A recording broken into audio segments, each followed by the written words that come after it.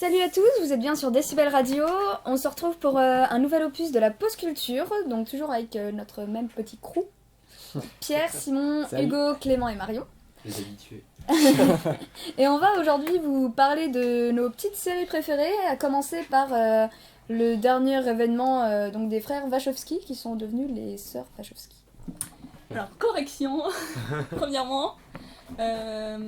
Donc Lily Wachowski, il y a donc 2 semaines, a fait son coming out en tant que femme transgenre.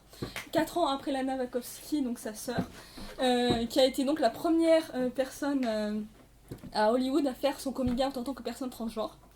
Et qui donc depuis ont reçu de nombreuses critiques, notamment négatives, sur par exemple les gens qui ne pensent pas qu'elles sont de vraies femmes. Hein, donc voilà. Et cela donc peut se voir sur leur série la plus récente, notamment Sense8, dans laquelle donc 2 des personnages principaux sont membres de la communauté LGBT, et l'un d'entre eux est donc l'une d'entre elles est une femme transgenre.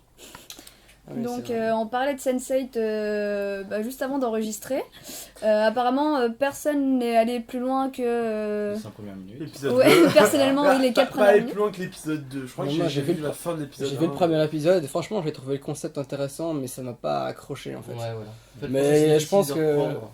Je pense qu'elle nécessite une deuxième chance pour moi, je pense que je vais m'y remettre parce que faut c'est s'accrocher. intéressant je trouve. J'ai des amis qui l'ont vu en entier qui m'ont dit ouais c'est sûr au début il faut s'accrocher mais une fois que c'est parti c'est parti. Ouais. Ils ont fait référence à Cloud Atlas où au début il faut s'accrocher aussi et puis après ça part en roue libre et c'est parfait quoi. Mais c'est intéressant dans la réalisation, même dans l'histoire de base, je trouve ça vachement intéressant. En même temps Matrix il faut s'accrocher aussi au début. Ouais, après les frères Wachowski, c'est plus les frères Wachowski du coup, mais ils aiment bien du coup On n'a jamais un été. peu perdre les spectateurs et dans des scénarios assez denses, et là encore c'est le cas. Sauf que là, sous format d'une série, je pense qu'il y a moyen de. C'est des Mais loin. épisodes assez longs, non? Le format Ouais, c'est 50 40-50 minutes. ouais, 50 minutes. Tout de suite Mais ça moi fait long. surtout j'ai eu du mal à m'attacher aux personnages parce qu'il y en a beaucoup et du coup on s'attarde peu Beaucoup d'un coup. sur chaque. Bah, il y en a 8 principaux et puis il y a toute la Et myriade du de coup- personnages secondaires. Voilà, et du coup moi j'ai du mal à m'attacher aux personnages Mm. pour l'instant. Alors, moi j'aime bien pour m'attacher au personnage. C'est pour ça que j'ai regardé 12 fois l'intégrale de Friends. Que j'ai encore fini il y a pas longtemps d'ailleurs. 12 fois l'intégrale de film. Ah ouais, Non, c'est, je dis 12 fois, c'est une emphase, mais en vrai. Ouais. Une C'est comme, emphase. c'est comme Twin Peaks quoi, ils ont plein de personnages mais ils sont tellement bien construits qu'on Mm. on les regarde en boucle d'ailleurs. Ça- Twin Peaks, meilleure série de tous les temps. Je mets ça. Mm. Donc niveau série récente, ça va. Absolument pas. Ça, mais c'est vrai que sinon après les épisodes de 50 minutes c'est pas facile à digérer. Bah, Et, c'est un format classique. Hein. ouais, c'est Enfin, un Bah, la c'est série, ouais, mais jamais autant de ça se quantité raccourcit que de plus dans en le plus sud. quand même. Ouais, mais la série, ben, je sais pas, les épisodes les plus longs que je connais c'est pour les trucs du style Sherlock. Les épisodes c'est 1h30, mais après il y en a Ah que ouais, 3 ça par saison. c'est quand même... Voilà. Donc, Mais ils sont super bien. Donc, Ah, c'est génial. Cumberbatch, j'adore. Et du coup, ils sont en train de tourner la saison 4 là. J'ai hâte de voir avec l'épisode spécial Noël qui était sorti. qui est en fait un film de 4h30. Oui, comme tous. Hein. En soi, ça après, moi je sais que je suis adepte des formats 20 minutes. Ouais. Là en ce moment, je suis sur la saison 5 de New Girl. C'est bien ça. C'est bien. Je sais. Et après, ça dépend vraiment parce que c'est sûr que dans les séries comiques, entre guillemets, c'est le format il est entre 10 Oui. et 20 minutes. Ouais, ça- Parce que ça si me t'as détend besoin de bien. quelque chose qui Mm. soit rapide et qui ait du punch, parce que si tu commences à durer, les blagues elles vont se. Bah, des blagues pendant Ouais, 40 elles minutes vont d'un coup. Ouais. Elles vont s'essouffler un peu. Alors que si t'as un format genre, je vais donner un exemple, une série que j'aime beaucoup malgré pas mal de défauts, c'est Castle. Ah, j'aime bien aussi. C'est des épisodes de 40 minutes. Bon là récemment ça s'essouffle, on sent que ça s'essouffle vachement. Après, mais c'est très France 2, Castle aussi. Oh, ça va, il y a Pierre France 2, il y a Louis la Brocante. Non, mais c'est des épisodes de 40 minutes. C'est des épisodes de 40 minutes. Des épisodes de 40 minutes. Et ça marche parce qu'il y a une enquête, il y a plein de petits détails, etc. sur lesquels ils travaillent entre la partie personnelle et la partie enquête.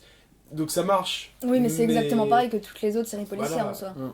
Ça apporte pas de plus-value particulière. C'est sûr. Après, bon, j'en parlerai pas, je me n'étendrai pas dessus, mais t'as le format cartoon en 10 minutes qui est aussi. Qui mérite qu'on se penche dessus aussi, mais voilà, c'est adapté. En fait, Qui c'est est beaucoup moins adapté. populaire aussi.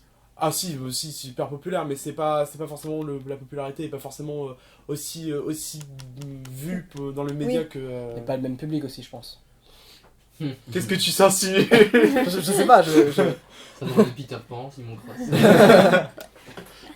Ça, en dernière T'as mis sortie, en dernière sortie en date, on a aussi la saison 2 de Daredevil. Sur Donc, Netflix. sur Netflix, ouais. Que Hugo suit. Moi que je Alors, suis, j'ai bientôt Je fini. suis aussi. Alors ceux qui ont aimé la première saison, bah, ils vont adorer la deuxième saison. Sauf qu'en plus, le rythme est beaucoup plus rapide. C'est-à-dire qu'il n'y a pas... Toute la saison 1 s'est construite autour d'un grand méchant, donc un grand scénario quoi. Et donc là, il y a un méchant par épisode. Sauf que, non, pas Non. tout à fait. C'est juste qu'il y a Voilà. plusieurs, Il y en a- plusieurs parties voilà, différentes ouais. au sein de la saison 2. Et en plus, il y a des Oui. retournements de situation, etc.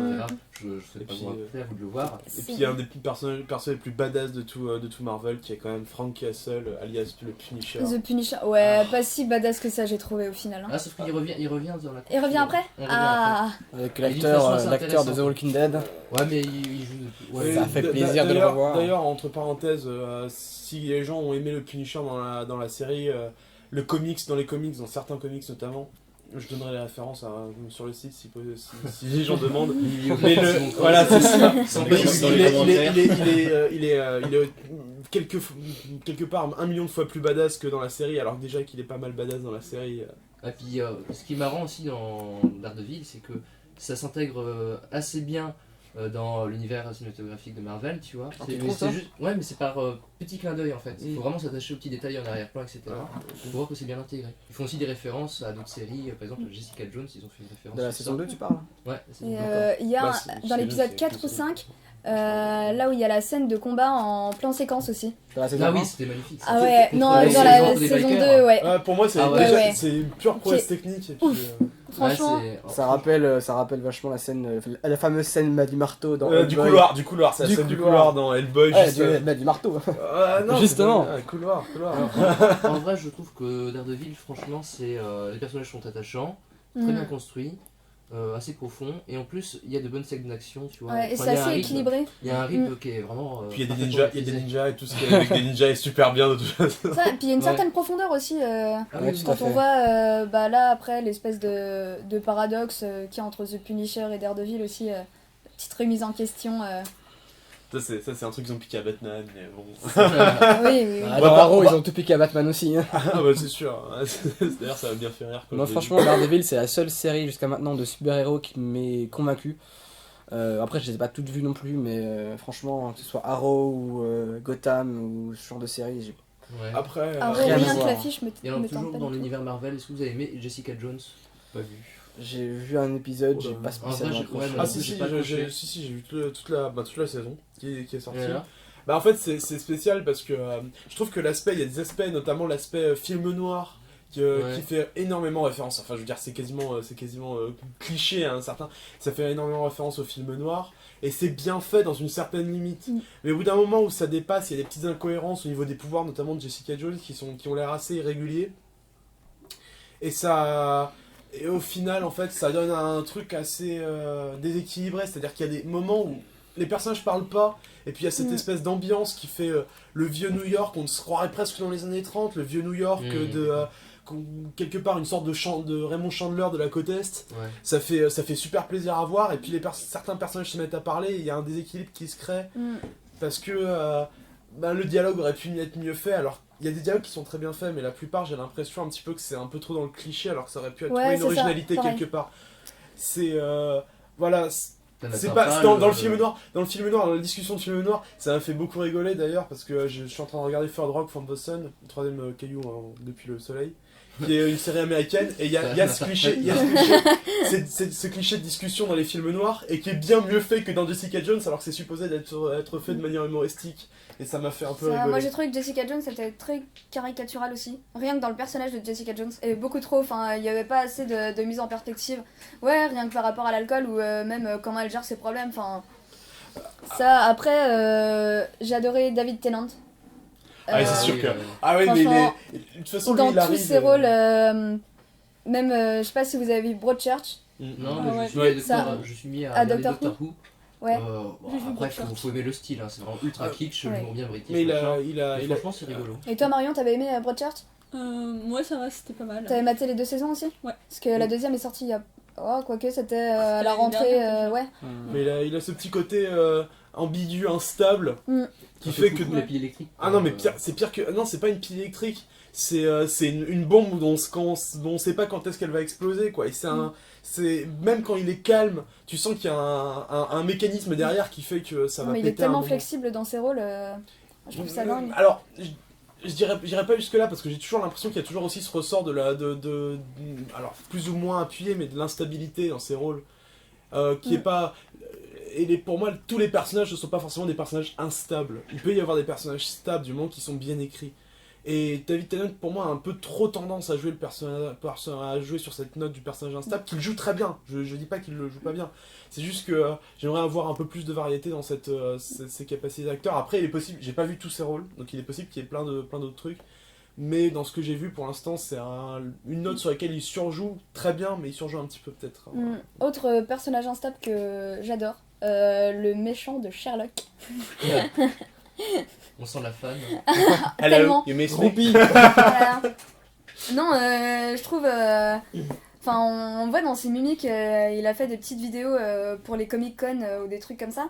Et où il passe de sa personnalité naturelle à quand il est le méchant de Sherlock. Qui s'appelle comment déjà? Moriarty. Moriarty, voilà. Et qui est juste dingue, quoi.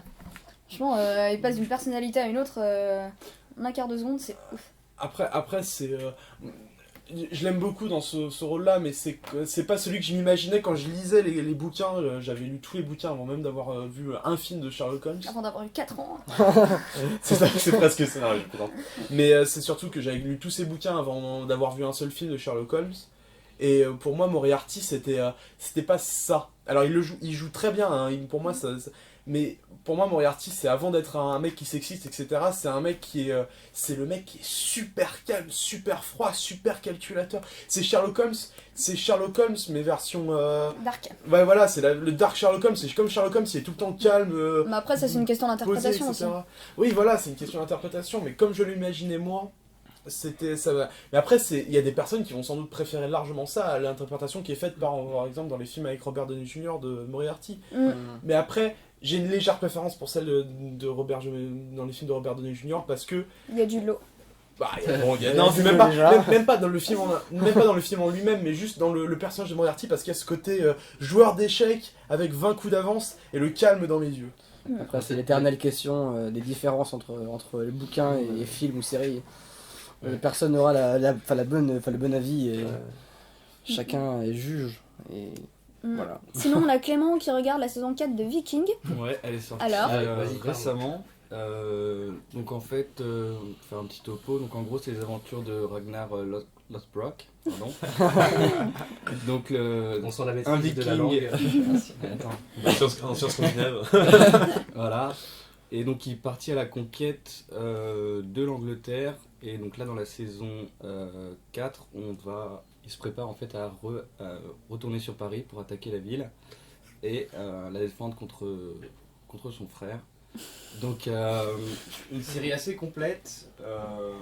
Complète, dans quel sens? Dans le sens où il y a un petit peu des querelles dans son royaume, à l'extérieur, et on suit en fait tous les personnages, même les personnes qui ont été envahies, et on suit pas seulement donc la quête du roi. Il n'y a pas un personnage Il n'y a principal. pas un seul personnage, voilà. Et Comme Game of Thrones finalement. voilà, bah, quand même un Un autre peu moins, personnage. ouais. Ouais. Et Ce qui est pas compliqué. assez réaliste. Donc, sur les habitudes de vie des Vikings. Et sur au niveau de l'histoire, des dates, machin. Alors ça, T'as pas vérifié? non, je vais pas vérifier. Eh ben. Voilà, donc Quand vous tu regardes une conseille série, cette t'es pas série. forcément. Ça, et il n'y a pas Marco Polo aussi qui est un peu dans le même esprit. Mais c'est fini ça. Oui, C'est fini. ça Bah, moi, on va. en avait Ils ont sorti parlé un et ça m'avait épisode, jamais trop tenté. Sur le moine. Sur le Parce moine parce qu'il y a le moine dans la série qui est aveugle. Et donc ils ont fait un épisode spécial sur lui qui est assez sympa à regarder. Un espèce de spin-off. Voilà, exactement. Ça. Ok. Bah, il y a du coup en dernière sortie qui date un petit peu maintenant, il y a eu la saison 2 de Better Call Saul Ah oui. qui est sortie. Moi, je sais que personnellement, pour les 10 dernières secondes, là, si j'ai 2 séries à conseiller, c'est Love de Judd Apatow qui est sorti sur Netflix, et aussi Master of None que j'ai découvert sur un. En fait, c'est sur la vie de tous les jours, comment ça J'ai fait de regardé. vivre à notre époque. C'est avec l'Indien. ou je sais Ouais, pas quoi, exactement. Ouais, alors que c'est totalement contre la discrimination et toujours des trucs dans toute la série. Mais c'est vrai que. Ça, des conseils de votre part? Sinon, ma gros coup de cœur sur la reprise de la saison 6 de The Walking Dead, c'est vrai que la première partie de la saison était un petit peu... il y avait un essoufflement vraiment. Au niveau de l'histoire, on savait plus trop où ils voulaient aller. Et là, retour de la saison 6, et ça part avec des épisodes épiques, et psychologiques, très denses.